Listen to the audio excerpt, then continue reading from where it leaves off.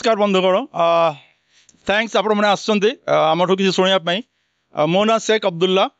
मुझे एक काइना infotech company जोटा कि 15 इयर्स ओल्ड कंपनी ओडिशार मुझे as a general manager join करी आमर बहुत प्रोजेक्ट्स अच्छी तो बर्तमान आम one of the best project आनीचु पुरी रे जोटा कि ता ना अच्छी नीलचक्र एलिट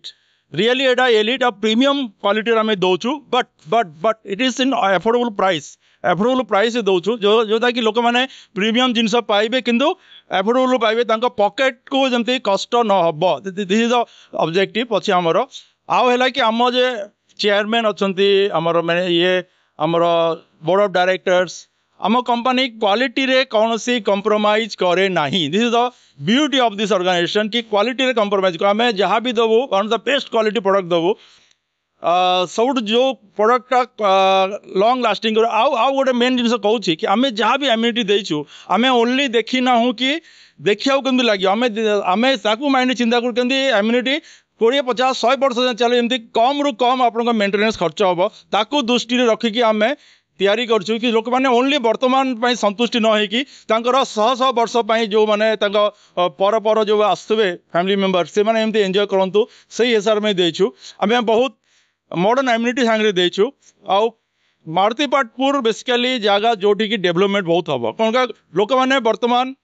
जेकोसी पुराना टाउन रे जगह न थाए लोक मान बड़ मार्केट आसी पारे ना लोक मान इंफ्रास्ट्रक्चर डेवलपमेंट है ना स्कूल कॉलेज भल भल आसी पारे ना जहाँ आसे